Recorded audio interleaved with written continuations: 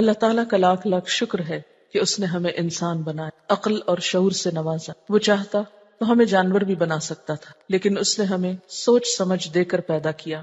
ایک انسان اور جانور کے بیچ میں فرق یہی ہے کہ انسان عقل رکھتا ہے، وہ محض دیکھتا نہیں، دیکھ کر اچھے اور برے کی پہچان بھی کرتا ہے۔ انسان ہونا اسی لحاظ سے یا اسی وجہ سے بہت افضل ہے کہ انسان کے اندر اچھائی برائی کی تمیز ہے۔ پھر اللہ تعالیٰ کا ایک بہت بڑا احسان ہے ہم پر کہ اس نے ہمیں مسلمان پیدا کیا، ہمیں زندگی گزارنے کا بہترین سلیقہ اور طریقہ دیا، اور وہ ساری باتیں ہمیں بتا دی جن میں ہماری بھلائی ہے، جن میں ہمارا فائدہ ہے، جن پر عمل کر کے ہم اپنی اس دنیا کو بھی خوبصورت بنا سکتے ہیں اور اپنی آخرت کو بھی بہترین بنا سکتے ہیں۔ ایک بہترین مسلمان بننے کے لیے ضروری ہے کہ ہم اپنے دین سے واقفیت رکھتے ہوں، اور ہر شخص کے لیے علم حاصل کرنا لازم قرار دیا گیا۔ نبی صلی اللہ علیہ وسلم نے فرمایا، طلب العلم فریضۃ علی کل مسلم، علم کا طلب کرنا، علم کو چاہنا، علم حاصل کرنا ہر مسلمان پر فرض ہے، خواہ وہ مرد ہو یا عورت ہو۔ یہ کون سا علم فرض ہے؟ وہ علم جس سے انسان اس دنیا میں ایک بہترین انسان بن سکے، مختلف تکلیفوں سے بچ سکے، اور آخرت میں بھی برے انجام سے بچ سکے۔ یعنی ہر شخص پر عالم بننا تو فرض نہیں، لیکن دین کی ان بنیادی باتوں کو جاننا بے حد ضروری ہے کہ جس سے وہ اچھے اور برے میں تمیز کر سکے۔ انہی بنیادی باتوں میں ایک بات صفائی یا طہارت ہے۔ صفائی کو یا طہارت کو نصف ایمان کہا گیا۔ نبی صلی اللہ علیہ وسلم نے فرمایا، الطہور شطر الایمان، طہارت پاکیزگی آدھا ایمان ہے۔ گویا صفائی ان بنیادی چیزوں میں سے ہے جن کا تعلق ایمان کے ساتھ ہے۔ دوسرے معنی میں اگر زندگی میں صفائی اور طہارت نہیں تو ایمان کی کمی اور کمزوری ہے، جو پھر اور بہت سی خرابیوں کا ذریعہ بن سکتی ہے۔ اسی لیے ہم دیکھتے ہیں کہ نبی صلی اللہ علیہ وسلم نے اپنی تعلیمات میں صفائی پر بہت زور دیا ہے۔ اللہ سبحانہ وتعالی نے صاف ستھرا رہنے والوں سے اپنی محبت کا اظہار کیا ہے۔ قرآن پاک میں آتا ہے سورۃ البقرہ کی آیت نمبر 222 میں، ان اللہ یحب التوابین ویحب المتطہرین، بے شک اللہ تعالیٰ توبہ کرنے والوں اور پاک رہنے والوں سے محبت کرتا ہے۔ توابین اور متطہرین میں ایک باہم تعلق ہے۔ طہارت ظاہری صفائی کا نام ہے اور توبہ باطنی صفائی کا نام ہے۔ تو اس سے یہ بھی پتہ چلتا ہے کہ اسلام میں محض ظاہر کی صفائی ہی کافی نہیں، باطن کی صفائی بھی بہت ضروری ہے کہ انسان اپنی روح کو، اپنے اندر کو گناہوں اور مختلف آلودگیوں سے پاک رکھے، گناہوں کے بوجھ سے آزاد رکھے۔ پھر ہم دیکھتے ہیں کہ ابتدائی دور میں خصوصاً اور بعد کے ادوار میں بھی اسلام کی تعلیمات پر مبنی جو کتابیں لکھی گئی، خواہ وہ فقہ کی ہوں یا حدیث کی ہوں، تو سب سے پہلے اور سب سے ابتدا میں جو باب رکھا جاتا وہ طہارت پر مبنی ہوتا۔ جیسا کہ میں نے پہلے بھی عرض کیا کہ اسلام کا سب سے پہلا اور بنیادی سبق صفائی ہے، طہارت ہے۔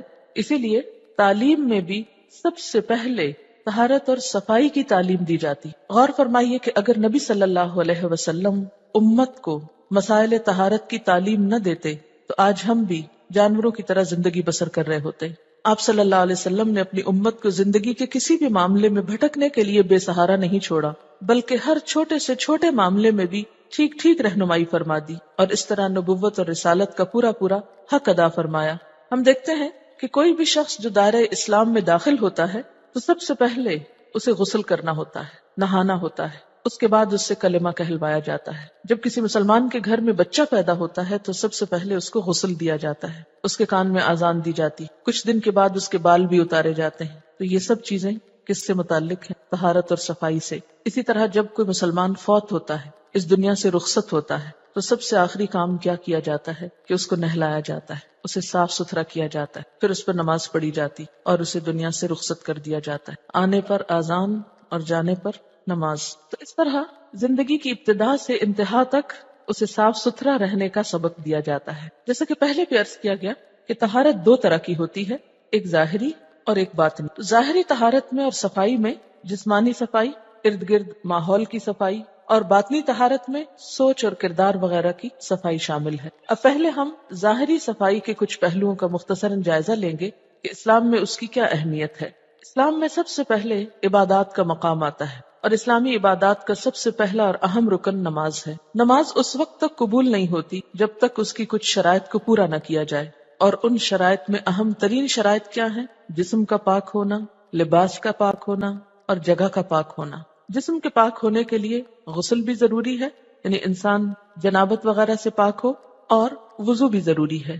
وضو کا طریقہ قرآن پاک میں ذکر کیا گیا، سورۃ المائدہ کی آیت نمبر 6 میں آتا ہے، یا ایھا الذین آمنوا اذا قمتم الى الصلاة فاغسلوا وجوہکم وایدیکم الى المرافق وامسحوا برؤوسکم وارجلکم الى الکعبین وان کنتم جنبا فاطہروا وان کنتم مرضى او على سفر او جاء احد منکم من الغائط او لامستم النساء فلم تجدوا ماء فتيمموا صعيدا طيبا فامسحوا بوجوهكم وأيديكم منه ما يريد الله ليجعل عليكم من حرج ولكن يريد ليطهركم وليتم نعمته عليكم ولعلكم تشكرون۔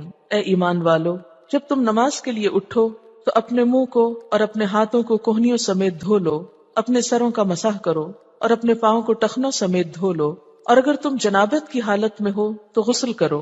ہاں، اگر تم بیمار ہو یا سفر کی حالت میں ہو یا تم میں سے کوئی حاجت ضروری سے فارغ ہو کر آیا ہو یا تم عورتوں سے ملے ہو اور تمہیں پانی نہ ملے تو پاک مٹی سے تیمم کر لو، اسے اپنے چہروں پر اور ہاتھوں پر مل لو۔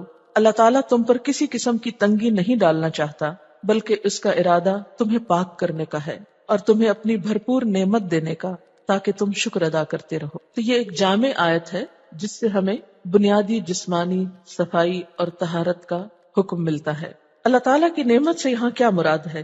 ایک تو انسان کو ملنے والی عقل، اور دوسرا انسان کے لیے اللہ کا دین۔ گویا ہمارا دین ہمیں عقل استعمال کر کے دین کے ان اصولوں اور طریقوں پر عمل کرنا سکھاتا ہے جس سے ہم دنیا میں پاکیزگی کے ساتھ رہ سکیں اور اللہ تعالیٰ کا قرب حاصل کر سکیں، کیونکہ گندے اور نجس لوگ اللہ تعالیٰ کے قریب نہیں ہو سکتے۔ حدیث پاک میں آتا ہے کہ مدینہ منورہ کے قریب بستی قباء کے لوگ نماز کے لیے طہارت کا بہت اہتمام کرتے تھے، جس پر اللہ تعالیٰ نے قرآن پاک میں ان کی تعریف فرمائی، فیہ رجال یحبون ان یتطہروا واللہ یحب المتطہرین، سورۃ التوبہ آیت نمبر 108۔ اس میں یعنی اس بستی میں، بستی قباء میں ایسے لوگ ہیں جو خوب پاک ہونے کو پسند کرتے ہیں اور اللہ تعالیٰ پاک رہنے والوں سے محبت کرتا ہے۔ اس سے ہم بخوبی اندازہ لگا سکتے ہیں کہ اللہ تعالیٰ کو کیسے لوگ پسند ہیں، وہ لوگ جو صاف ستھرے رہتے ہوں۔ تو گویا جو شخص یہ چاہتا ہو کہ اپنے رب کی نگاہوں میں، خالق کائنات کی نگاہوں میں پسندیدہ ہو جائے، تو پھر اس کے لیے کیا ضروری ہے کہ وہ صاف ستھرا رہے، ورنہ انسان خواہ کتنا بھی ذکر کرتا رہے اور کتنا بھی نیک بننے کی کوشش کرے، اگر وہ جسمانی طور پر صاف ستھرا نہیں، پاک نہیں، تو باقی کوششوں کا کچھ زیادہ فائدہ نہ ہوگا۔ نبی صلی اللہ علیہ وسلم نے فرمایا، لا تقبل صلاة بغیر طہور۔ صحیح مسلم کی اس روایت کا مطلب یہ ہے کہ طہارت کے بغیر نماز قبول نہیں کی جاتی۔ ایک اور جگہ پر فرمایا، مفتاح الصلاة الطہور، نماز کی چابی طہارت ہے، یعنی نماز پڑھی اس وقت جا سکتی ہے، قبول اس وقت ہوتی ہے جب انسان صاف ستھرا ہوتا ہے۔ اگر کوئی شخص پاک نہیں، صاف نہیں، تو جتنے چاہے سجدے کرے، جتنا چاہے لمبا قیام کرے، جتنا چاہے رکوع میں کھڑا رہے، چاہے گھنٹہ بھر نماز پڑھتا رہے، اس کی نماز قبول ہی نہیں، وہ محض ایک ذکر ہوگا لیکن ریچول ادا نہ ہوگا۔ نماز کے لیے پاکیزگی حاصل کرنے کا طریقہ وضو ہے۔ حضرت عبداللہ سنابحی کہتے ہیں کہ نبی صلی اللہ علیہ وسلم نے فرمایا، جب مومن آدمی وضو کے لیے کلی کرتا ہے تو اس کے منہ کے گناہ معاف ہو جاتے ہیں، صغیرہ گناہ۔ جب ناک صاف کرتا ہے تو ناک کے گناہ معاف ہوتے، جب چہرہ دھوتا ہے تو چہرے کے گناہ معاف ہوتے ہیں، حتیٰ کہ آنکھوں کی پلکوں کے گناہ بھی معاف ہو جاتے ہیں۔ پلکوں کا گناہ کیا ہو سکتا کی طرف اشارہ کر دے، جیسے عام طور پہ آنکھ مارنا، کسی کا مذاق اڑانے کے لیے یا کسی کو زچ کرنے کے لیے۔ پھر جب ہاتھ دھوتا ہے تو ہاتھ کے گناہ معاف ہو جاتے ہیں، حتیٰ کہ ناخنوں کے نیچے سے بھی گناہ مٹ جاتے ہیں۔ اور جب آدمی سر کا مسح کرتا ہے تو سر کے گناہ معاف ہو جاتے ہیں، حتیٰ کہ کانوں کے گناہ بھی مٹ جاتے ہیں۔ جب پاؤں دھوتا ہے تو پاؤں کے گناہ معاف ہو جاتے ہیں، حتیٰ کہ پاؤں کے ناخنوں سے بھی گناہ نکل جاتے ہیں۔ آدمی مسجد کی طرف آتا ہے اور نماز پڑھتا ہے تو یہ سارے اعمال اس کی نیکی میں اضافے کا سبب بنتے ہیں۔ گویا وضو کرنا صرف ظاہری جلد اور سکن کو دھونا ہی نہیں، صرف ظاہری نجاست کو صاف کرنا ہی نہیں، اور صرف اس سے مٹی اور میل کچیل ہی نہیں دھلتی، بلکہ انسان کے گناہ بھی مٹتے ہیں۔ تو گویا اسلام میں صفائی اور طہارت کا تصور کیا ہے کہ صرف ظاہر ہی کو پاک نہیں کرو بلکہ اس کے ساتھ ساتھ گناہوں کو بھی دھوتے جاؤ۔ حضرت ابو ہریرہ رضی اللہ تعالیٰ عنہ سے روایت ہے کہ نبی صلی اللہ علیہ وسلم نے فرمایا، کیا میں تمہیں ایسا عمل نہ بتاؤں جس سے اللہ تعالیٰ خطائیں مٹا دیتا ہے اور درجے بلند کرتا ہے؟ صحابہ نے عرض کیا، کیوں نہیں یا رسول اللہ صلی اللہ علیہ وسلم، ضرور بتائیے۔ آپ نے فرمایا، مشقتوں کے باوجود کامل وضو کرنا، یعنی مشکل وقت میں اچھی طرح وضو کرنا، مسجدوں کی طرف کثرت سے قدم اٹھانا، نماز کے بعد نماز کا انتظار کرنا، بس یہی رباط ہے، یہی رباط ہے۔ نبی صلی اللہ علیہ وسلم نے فرمایا اگر تم میں سے کسی کے دروازے پر ایک نہر بہتی ہو اور وہ دن میں 5 مرتبہ اس میں نہائے تو کیا اس کے جسم پر کچھ بھی میل کچیل باقی رہ جائے گا؟ صحابہ نے عرض کیا کہ ایسا نہیں ہو سکتا کہ کوئی میل کچیل باقی رہے۔ تو آپ نے فرمایا نماز بھی اسی طرح انسان کو گناہوں سے پاک کر دیتی ہے، اللہ تعالیٰ اس کے ذریعے گناہ مٹا دیتا ہے۔ تو کہ جس طرح دن میں 5 مرتبہ انسان جسم دھوئے اور وہ صاف ستھرا بن جائے، اسی طرح نماز انسان کو اندرونی طور پر صاف ستھرا کر دیتی ہے۔ نماز کے لیے مسواک کرنا بہت پسندیدہ ہے کیونکہ اس سے منہ میں پیدا ہونے والی بدبو اور بسان دور ہو جاتی اور عبادت میں ذکر الہی میں زیادہ لطف آتا ہے، کیونکہ منہ کی اسمیل سے ویسے بھی فرشتے دور ہو جاتے ہیں، تو جب منہ پاک صاف ہوگا تو اس وقت جو ذکر ہوگا وہ زیادہ قبول ہوگا اور خود بھی انسان اس کا اثر زیادہ بہتر طور پر محسوس کرتا ہے اور دل کی خوشی کا سبب بھی بنتا ہے۔ نبی صلی اللہ علیہ وسلم نے فرمایا السواک مطہرۃ للفم مرضاۃ للرب، مسواک منہ کی پاکیزگی اور رب کی رضامندی کا ذریعہ ہے، یعنی دانت صاف کرنا۔ اور اسلام میں مسواک کا تصور محض دانتوں کی صفائی نہیں بلکہ نبی صلی اللہ علیہ وسلم کے مسواک کا طریقہ یہ ہوتا تھا کہ وہ اپنی زبان کو اور حلق کو بھی صاف کرتے تھے، یعنی تمام آلائشوں سے منہ کو پاک کرتے تھے۔ ایک اور حدیث میں آتا ہے لولا اشق علی امتی او علی الناس لامرتهم بالسواک مع كل صلاۃ، اگر میری امت یا لوگوں پر یہ بات گراں نہ ہوتی تو میں انہیں ضرور یہ حکم دیتا کہ وہ ہر نماز کے ساتھ مسواک کریں۔ اسی طرح ایک اور روایت میں آتا ہے کہ مسواک کے ذریعے کیے جانے والے وضو کے بعد جو نماز پڑھی جائے اس کا اجر کئی گنا زیادہ ہوتا ہے بنسبت اس نماز کے جو بغیر مسواک کے وضو کے ساتھ پڑھی جاتی۔ نبی صلی اللہ علیہ وسلم کا معمول تھا کہ وہ ہر نماز کے ساتھ مسواک کیا کرتے تھے۔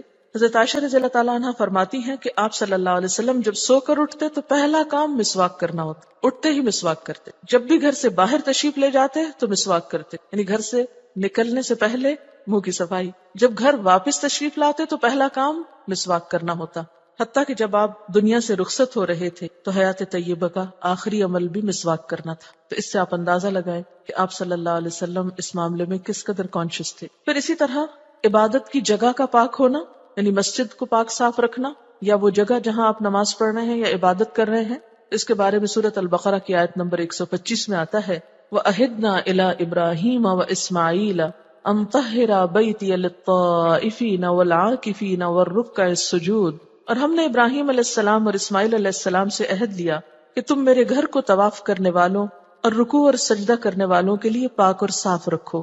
تو گویا اللہ تعالیٰ نے اپنے انبیاء کو حکم دیا کہ وہ اللہ کے گھر کو پاک رکھیں۔ عام طور پر یہ سمجھا جاتا ہے کہ صفائی کرنا شاید کوئی کمتر درجے کا کام ہے، لیکن اسلام میں یہ ایک بہت ہی عظیم خدمت ہے اور یہ خدمت اللہ تعالیٰ نے اپنے انبیاء سے لی۔ خود نبی صلی اللہ علیہ وسلم کے بارے میں آتا ہے کہ آپ اپنے گھر میں جھاڑو لگا لیا کرتے تھے، یعنی آپ نے خود اپنی ذات کے لیے بھی اس کام کو کمتر نہیں سمجھا، مگر افسوس کہ آج مسلمان اس کام کو حقیر کام سمجھ کر اس سے گریز کرتے۔ اسی طرح ایک دوسری جگہ بھی آتا ہے وَطَهِّرْ بَيْتِيَ لِلطَّائِفِينَ وَالْقَائِمِينَ وَالرُّكَّعِ السُّجُودِ، اور میرے گھر کو طواف اور قیام اور رکوع اور سجدہ کرنے والوں کے لیے پاک اور صاف رکھو۔ تو گویا صفائی کرنا کوئی عیب کا کام نہیں، کوئی شان کے خلاف کام نہیں، بلکہ اللہ تعالیٰ اپنے دوست کو کہہ رہے ہیں، یعنی ابراہیم خلیل اللہ تعالیٰ کے دوست ہیں، کہ وہ اس گھر کو پاک رکھیں۔ اس کے بارے میں چند ایک احادیث آپ کے سامنے رکھوں گی۔ ان عائشہ قالت امر رسول اللہ صلی اللہ علیہ وسلم ببناء المساجد فی الدور وان تنظف وتطیب۔ حضرت عائشہ رضی اللہ تعالیٰ عنہ فرماتی ہیں کہ نبی صلی اللہ علیہ وسلم نے محلوں میں مساجد بنانے، انہیں پاک اور صاف رکھنے اور خوشبودار رکھنے کا حکم دیا۔ مسجد صرف بنانی ہی کافی نہیں بلکہ اس کو صاف ستھرا رکھنا اور خوشبودار رکھنا، اس لیے کہ ایسی جگہوں پر فرشتے آتے ہیں نا، تو فرشتے جہاں پر بو ہوتی ہے، گندگی ہوتی ہے، وہاں پر نہیں آیا کرتے، تو ہمیں کانشیسلی ایسی جگہوں کی صفائی رکھنا ہے۔ پھر حضرت جابر رضی اللہ تعالیٰ عنہ سے روایت ہے کہ نبی صلی اللہ علیہ وسلم نے فرمایا جو شخص لہسن یا پیاز کھائے وہ ہم سے الگ رہے، یا فرمایا وہ ہماری مسجد میں نہ آئے اور اپنے گھر میں ہی بیٹھے۔ اسی طرح حضرت عائشہ رضی اللہ تعالیٰ عنہ سے روایت ہے کہ نبی صلی اللہ علیہ وسلم نے مسجد میں قبلے کی دیوار پر تھوک یا بلغم دیکھا تو اسے خود کھرچ دیا، یعنی اسے صاف کر دیا خود۔ اللہ کے رسول صلی اللہ علیہ وسلم کا اپنا کتنا بڑا مقام ہے، لیکن خود اپنے ہاتھ سے صفائی کی۔ ایسی جگہوں کی صفائی جو ہے وہ بہت ہی باعزت کام ہے اور اسے شوق اور خوشی سے کرنا چاہیے۔ پھر اسی طرح مساجد کو اور اللہ کے گھروں کو شرک سے بھی پاک رکھنا چاہیے، صرف صفائی ہی نہیں بلکہ شرک سے بھی پاکی۔ اور اس موقع پر وہ حدیث بھی یاد رہے جو مسجد میں صفائی کرنے والی عورت کے بارے میں آتی ہے، بخاری کی روایت ہے، حضرت ابو ہریرہ رضی اللہ تعالی عنہ سے روایت ہے کہ ایک سانولی عورت مسجد میں جھاڑو دیا کرتی تھی، جب وہ فوت ہو گئی تو نبی صلی اللہ علیہ وسلم نے اس کو نہ دیکھا، تو لوگوں سے پوچھا کہ وہ کہاں گئی، تو اس پر انہوں نے کہا کہ اس کی وفات ہو گئی۔ آپ نے فرمایا بھلا تم نے مجھے کیوں نہ خبر دی، چلو اب اس کی قبر بتاؤ۔ صحابہ کرام نے آپ کو اس کی قبر کے بارے میں بتایا تو آپ نے اس کی قبر پر نماز پڑھی، یعنی نماز جنازہ پڑھائی۔ تو یہ کتنا بڑا اعزاز ہے جو اس عام خاتون کو نصیب ہوا۔ بڑے بڑے کام کرنے والے اور بڑا بڑا نام رکھنے والوں کو بھی یہ اعزاز نصیب نہیں کہ اللہ کے رسول صلی اللہ علیہ وسلم اس کے لیے بطور خاص دعا کا اہتمام فرمائیں، جبکہ اس عورت کے عمل پر جو بظاہر دیکھنے میں ہمارے ہاں معمولی سمجھا جاتا ہے، اس کو اتنا بڑا اعزاز نصیب ہوا۔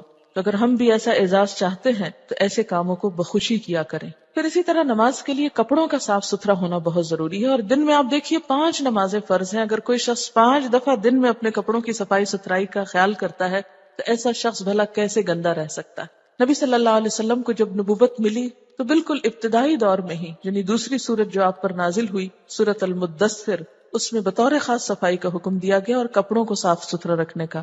اللہ سبحانہ وتعالیٰ فرماتے ہیں یا ایھا المدثر قم فانذر وربک فکبر وثیابک فطہر والرجز فہجر۔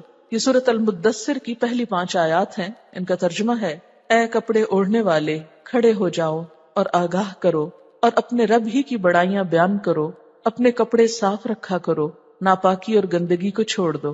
تو گویا نبوت کے کام کی ابتدا میں جو تعلیم آپ کو دی گئی وہ کیا تھی؟ ایک تو یہ کہ آپ کو خطاب بھی اسی سے کیا گیا کہ اے کپڑا اوڑھنے والے، اور پھر کیا کرو؟ اٹھو اور لوگوں کو خبردار کرو اور اپنے رب کی بڑائی بیان کرو۔ گویا نبوت کا کام اور دین کی تعلیم کا کام دراصل کیا ہے؟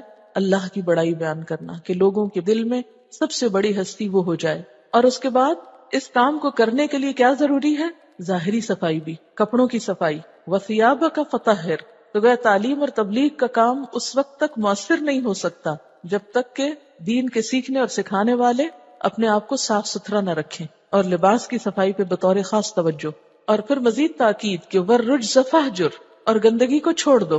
اور رجز میں پھر ہر طرح کی گندگی آ جاتی، ظاہری بھی اور باطنی وسوسے بھی اور سب کچھ، ان سب چیزوں سے کنارہ کشی اختیار کرو۔ پھر مسلمانوں کو یہ حکم ہے کہ نماز پڑھتے وقت لباس کو بطور خاص صاف ستھرا اور زینت والا رکھیں۔ قرآن پاک کی سورۃ الاعراف میں آتا ہے یا بنی آدم خذوا زینتکم عند کل مسجد، اے آدم کے بچوں ہر نماز کے وقت اپنی زینت یعنی لباس اختیار کرو۔ تو گویا لباس کو یہاں زینت کہا گیا۔ لباس کو ہمیشہ پاک صاف رکھنا چاہیے، صرف نماز ہی کے وقت نہیں بلکہ بیچ کے وقفوں میں بھی گندگی سے پرہیز کرنا چاہیے۔ ایک حدیث میں آتا ہے کہ نبی صلی اللہ علیہ وسلم نے فرمایا تنزہوا من البول فإن عامۃ عذاب القبر من البول۔ دارقطنی کی یہ روایت ہے جس کا مطلب ہے پیشاب سے بچو، یعنی پیشاب کی چھینٹوں سے یا صحیح طور پر استنجا نہ کر کے کسی بھی نجاست سے بچو، کیونکہ قبر میں عذاب پیشاب سے نہ بچنے کی وجہ سے ہوتا ہے۔ یعنی اگر چھینٹوں وغیرہ سے نہیں بچیں گے تو کپڑے ناپاک ہوں گے، کپڑے ناپاک ہوں گے تو نماز نہیں ہوگی، عبادت قبول نہیں ہوگی، جسم بھی ناپاک ہوگا تو پھر ناپاک انسان اس کے لیے پھر انجام کیا ہے؟ عذاب۔ آپ صلی اللہ علیہ وسلم کا گزر ایک مرتبہ 2 قبروں پر سے ہوا تو آپ نے فرمایا ان دونوں کو عذاب ہو رہا ہے، اور عذاب بھی کسی بڑی بات پہ نہیں ہوا۔ ان میں سے ایک تو چغل خوری کرتا تھا، یعنی لوگوں کی خراب باتیں ادھر سے اٹھا ادھر پہنچا، اور دوسرا پیشاب کی چھینٹوں سے نہیں بچتا تھا۔ تو اس سے کیا پتہ چلتا ہے کہ پیشاب کرتے وقت خاص طور پر اپنے آپ کو پاک رکھنا اور چھینٹوں سے بچانا انتہائی ضروری ہے۔ بعض لوگ اس بات کا اہتمام نہیں کرتے، اور نہ صرف یہ کہ اپنے کپڑے اور اپنا جسم نہیں بچاتے بلکہ وہ ساری جگہ بھی گندی کر دیتے، اور گندا کرنے کے بعد اسے دھونے کی بھی توفیق نہیں ہوتی۔ تو کسی مسلمان سے اس بات کی توقع نہیں رکھی جا سکتی۔ پھر اسی طرح قرآن پاک کی تلاوت کے وقت پاک صاف ہونا ضروری ہے۔ ناپاکی کی حالت میں بغیر وضو کے قرآن پاک کی عبارت کو ہاتھ نہیں لگانا چاہیے۔ اگر کبھی کسی مجبوری کے تحت ہاتھ لگانا بھی ہو تو کسی کپڑے کے ساتھ پکڑ کر یا کسی چیز کی آڑ میں آیات کو ہاتھ لگانا چاہیے، اس کے بغیر نہیں۔ قرآن پاک میں آتا ہے لا یمسہ الا المطہرون، اسے پاک لوگوں کے سوا کوئی نہ چھوئے۔ پھر آپ دیکھیے کہ جیسے حج ایک بہت بڑی عبادت ہے، تو حج کے موقع پر بھی طواف کرنے والوں کے لیے پاک صاف ہونا ضروری ہے۔ پھر اسی طرح عملی زندگی میں بھی طہارت کی ضرورت ہوتی ہے، یعنی عبادات کے علاوہ۔ ظاہری طہارت کا دوسرا پہلو عملی زندگی سے متعلق ہے۔ اس میں ذاتی صفائی، ماحول کی صفائی، ارد گرد کی صفائی، یہ سب کچھ شامل ہے۔ ذاتی صفائی میں جسم کی صفائی شامل ہے، اس میں ایک تو غسل کے ذریعے، وضو کے ذریعے، اسی طرح پسینے والے کپڑے پہننا جس سے دوسروں کو اذیت ہو، اور پسینہ چونکہ ناپاک نہیں تو بہت سے لوگ اس لیے پسینے والے کپڑے پہنے رکھتے ہیں کہ نماز تو ہو ہی جاتی، لیکن یاد رکھیے کہ عبادت کے وقت فرشتے ہمارے ساتھ ہوتے ہیں جو ایسی کریہ سمیلز اور بدبو کی وجہ سے وہ دور چلے جاتے ہیں، اور اس کے لیے خصوصی طور پر جسم کے زائد بالوں کی صفائی جو ہے وہ بہت ضروری ہے، یہ فطرت کے خصال میں سے ہے۔ اور ایک روایت کے مطابق کسی صورت میں بھی 40 دن سے اوپر نہیں جانا چاہیے کہ انسان اپنے جسم کے انڈر آرمز اور انڈر لیگز بالوں کی صفائی نہ کرے، کیونکہ بہت سی نجاست ان میں جم کر رہ جاتی ہے، اور جب انسان اسی نجاست کے ساتھ دوبارہ کپڑے پہنتا ہے تو وہ کپڑوں پر لگ جاتی ہے اور پھر ناگوار بو کا سبب بنتی۔ نبی صلی اللہ علیہ وسلم نے فرمایا کہ ہر مسلمان پر اللہ تعالیٰ کا یہ حق ہے کہ ہر 7ویں دن ضرور غسل کرے، اگر خوشبو میسر ہو تو اسے استعمال کرے، یعنی ہر جمعے کا غسل جو ہے اسے لازم قرار دیا گیا۔ لیکن اس کا یہ مطلب نہیں کہ جمعے کا انتظار کرے اور اس سے پہلے کبھی غسل نہ کرے، اس سے مراد یہ ہے کہ جمعے کے دن تو لازمی طور پر کرے، اگر اس کے علاوہ جیسے بھی حالات ہوں اس کے مطابق صفائی کا اہتمام کرے۔ اسی طرح بسا اوقات انسان کے اوپر غسل فرض ہوتا ہے، جنابت کی حالت ہوتی، اس حالت میں مسجد میں جانے سے بھی منع کیا گیا ہے، مثلا حائضہ عورت کو مسجد میں جانے سے روکا گیا۔ نبی صلی اللہ علیہ وسلم نے فرمایا امانت کی ادائیگی آدمی کو جنت میں لے جاتی، امانت کی ادائیگی آدمی کو جنت میں لے جاتی۔ صحابہ کرام نے پوچھا یا رسول اللہ صلی اللہ علیہ وسلم امانت کی ادائیگی سے کیا مراد ہے؟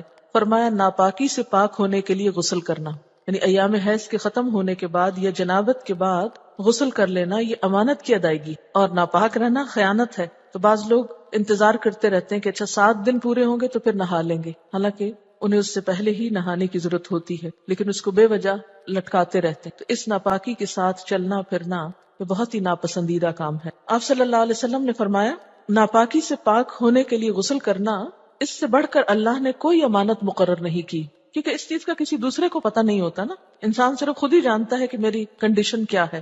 فرمایا اس سے بڑھ کر کوئی امانت نہیں، بس جب آدمی نہانے کی حاجت ہو جائے تو غسل کرے۔ ایک اور روایت میں ہے کہ نبی صلی اللہ علیہ وسلم نے فرمایا خصال فطرت 10 ہیں، مونچھیں ترشوانا، کیونکہ وہ بھی زائد بال جب لمبے ہو جاتے ہیں تو کھانا پینا ان کے ساتھ لگ کر بسا اوقات جراثیم کے پلنے کا سبب ہوتا ہے۔ داڑھی بڑھانا، لیکن صرف بڑھانے ہی کا حکم نہیں بلکہ اس کو صاف ستھرا رکھنے کا بھی حکم ہے۔ مسواک کرنا، ناک میں پانی ڈالنا، کلی کرنا، ناخن ترشوانا، انگلیوں کے درمیان جگہ کو دھونا، یعنی ہاتھوں اور پاؤں دونوں کی، یعنی بیچ تک کو صاف ستھرا کرنا، پوروں کو صاف رکھنا، بغل کے بال اکھاڑنا اور زیر ناف بال صاف کرنا، پانی سے استنجا کرنا، ختنہ کرانا، یہ بخاری اور مسلم کی حدیث ہے۔ ان کو خصال فطرت یعنی فطری عمل ہے، ایک انسان کے لیے ضروری چیزیں ہیں۔ پھر اسی طرح کپڑوں کی صفائی اور ان کی زیب و زینت کا اہتمام۔ ایک حدیث پاک میں آتا ہے کہ ان اللہ جمیل یحب الجمال، اللہ تعالیٰ خوبصورت ہے، خوبصورتی کو پسند کرتا ہے۔ ایک دفعہ ایک شخص میلے کچیلے اور خراب کپڑے پہنے ہوئے آپ کی خدمت میں حاضر ہوا۔ آپ نے پوچھا کیا تمہارے پاس مال نہیں ہے؟ اس نے عرض کیا بہت کچھ ہے، اونٹ، گھوڑے، بکریاں، سبھی کچھ ہیں۔ آپ نے فرمایا پھر تمہارے رہن سہن سے اللہ تعالیٰ کے انعامات کا اظہار ہونا چاہیے، کیونکہ اللہ تعالیٰ فرماتے ہیں وَأَمَّا بِنِعْمَةِ رَبِّكَ فَحَدِّثْ، اور اپنے رب کی نعمتوں کو ظاہر کرو۔ یہ سورۃ الضحیٰ کی آیت ہے۔ جب اللہ تعالیٰ کسی شخص کو دنیاوی طور پر خوشحالی عطا کرے تو اس کے لیے لازم ہے کہ وہ اپنی اس خوشحالی کا اثر اپنے لباس پر اور اپنے ظاہر پر نمایاں کرے۔ ریاکاری اور اسراف سے منع کیا گیا، لیکن صاف ستھرا رہنے کو پسندیدہ قرار دیا گیا۔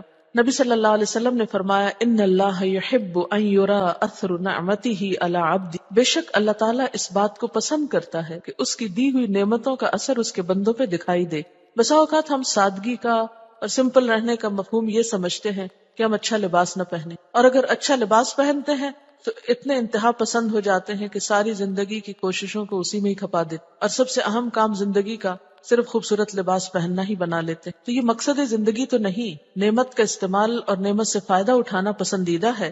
ناپسندیدہ چیز کیا ہے کہ انسان اپنے اور بڑے مقاصد اور کاموں کو چھوڑ کر صرف ان کاموں ہی کے پیچھے سب وقت لگا دے، یا یہ کہ جب پہنے تو جن کو میسر نہیں ان کو حقیر سمجھے، یا یہ کہ دکھانے کے لیے اور تکبر کے لیے پہنے، تو یہ چیز ناپسندیدہ ہے۔ ورنہ قیمتی لباس کا پہننا، صاف ستھرے لباس کا پہننا، اچھے ڈیزائن والے لباس کا پہننا منع نہیں ہے۔ پھر اسی طرح جسمانی صفائی کے لیے نبی صلی اللہ علیہ وسلم نے فرمایا تنظفوا فإن الاسلام نظیف، صفائی اور پاکیزگی رکھو کیونکہ اسلام صاف ستھرا ہے۔ اسلام کی پہچان کیا بتائی گئی؟ کہ وہ صاف ستھرا ہے۔ جسمانی صفائی میں بالوں کی صفائی بھی بہت ضروری ہے۔ نبی صلی اللہ علیہ وسلم نے فرمایا من کان لہ شعر فلیکرمہ، جس شخص کے بال ہوں اسے چاہیے کہ انہیں سنوارے، یعنی بالوں میں کنگھی کرنا یہ بھی اسلام کی تعلیمات میں سے ایک تعلیم ہے۔ روایات میں آتا ہے کہ ایک صحابی بکھرے ہوئے بالوں کے ساتھ حاضر خدمت ہوئے، نبی صلی اللہ علیہ وسلم نے ناپسندیدگی کا اظہار کیا، تقدر محسوس کیا اور اسے بال سنوارنے کا حکم دیا۔ جب وہ دوبارہ حاضر خدمت ہوا تو آپ نے فرمایا پراگندہ بال شیطانی فعل ہے، یعنی یہ شیطان کا کام ہے کہ انسان اپنے بال بکھیر کے رکھے یا ان کو سنوارے نہیں۔ اور اسی طرح بالوں کی صفائی میں صرف کنگھی کرنا ہی کافی نہیں، بلکہ ان کو جوؤں سے بچانا اور جوئیں نکالنا اور صاف ستھرا رکھنا یہ بھی بہت ضروری ہے۔ آپ کو معلوم ہوگا کہ بعض اوقات ان جوؤں کے ذریعے بہت سی جسمانی بیماریاں لاحق ہو جاتی، تو غفلت کے مارے ان کو پالے رکھنا اور ان کو بڑھاتے رہنا اور ان کی صفائی نہ کرنا یہ تقویٰ کی علامت نہیں۔ پھر اسی طرح ہاتھ پاؤں اور ناخنوں کی صفائی بھی بہت ضروری۔ ہاتھوں کی صفائی میں خاص طور پر ناخن اور ان کا کاٹ کر رکھنا اور ان کے اندر سے گندگی اور نجاست کو دور کرنا بہت ضروری ہے۔ بسا اوقات خوبصورتی کی علامت کیا سمجھا جاتا ہے؟ ناخن بڑھانا، حالانکہ بڑے ہوئے ناخن جو ہیں وہ جانوروں کے ہوتے ہیں، آپ نے دیکھا ہوگا کہ ان کے پنجے آگے سے بڑھے ہوئے ہوتے ہیں، شکاری جانور جو ہیں، لیکن انسان کے لیے خوبصورتی کس میں ہے؟ ناخنوں کو کاٹنے میں، مگر ہم نے ناخن بڑھانے کو اپنے ہاتھوں کی خوبصورتی سمجھا۔ اچھا، ہاتھوں کی صفائی میں یہ بات بھی یاد رہے کہ ہر کھانے سے پہلے اور بعد میں ہاتھوں کو دھونا لازم قرار دیا۔ نبی صلی اللہ علیہ وسلم نے فرمایا کہ جس گھر میں کھانے کے بعد ہاتھ دھوئے جائیں اور کلی کی جائے تو اس گھر میں خیر باقی رہتی، یعنی جب تک کسی گھر کے اندر کھانے کے بعد ہاتھ دھونا اور کلی کرنا باقی ہے اس میں خیر باقی رہے گی۔ اسی طرح آپ دیکھیے کہ اسلام میں صفائی کا اتنا خیال رکھا گیا کہ نجس اور ناگوار کام کرنے کے لیے بایاں ہاتھ استعمال کیا جائے، مثلا ناک صاف کرنے کے یا استنجا کرنے کے لیے یا کوئی بھی ناپاک چیز پکڑنے کے لیے، اور اس کے برعکس کھانے پینے کے لیے اور باقی صاف ستھرے کاموں کے لیے دائیں ہاتھ کا استعمال کیا جائے۔ اس میں ہم دیکھتے ہیں کہ دائیں اور بائیں کی تقسیم کو بہت اہمیت حاصل ہے اسلام میں، اور اس کی بنیادی وجہ یہی طہارت ہے کہ انسان کے اندر ایک طہارت کی حس پیدا ہو۔ پھر اسی طرح یہ ہے کہ پاؤں کو گندا نہیں رکھنا چاہیے۔ اگر اپنی ایڑیوں کی صفائی اور پاؤں کے ساتھ لگی ہوئی ہر طرح کی نجاست کو صاف کرنا اور جوتا پہن کر رکھنا۔ بعض لوگ سستی کے مارے جوتا نہیں پہنتے اور ہر اچھی گندی جگہ پر چلتے رہتے ہیں اور اسی کے ساتھ پھر سو جاتے ہیں، بستر میں گھس جاتے ہیں، تو یہ تمام چیزیں انسان کے پورے ماحول کو آلودہ کرتی۔ پاؤں کی صفائی میں موزوں کی، جوتوں کی، جرابوں کی صفائی بھی بہت اہم ہے۔ بعض لوگوں کے پاؤں میں بہت پسینہ آتا ہے جس سے بہت ناگوار اسمیل ہو جاتی۔ ہم دیکھتے ہیں کہ اگرچہ جرابوں پر یا موزوں پر مسح کرنے کی اجازت ہے وضو کے لیے، لیکن اس میں بھی ایک مقیم شخص کو ایک دن رات سے زیادہ جرابیں پہن کے رکھنے کی اجازت نہیں۔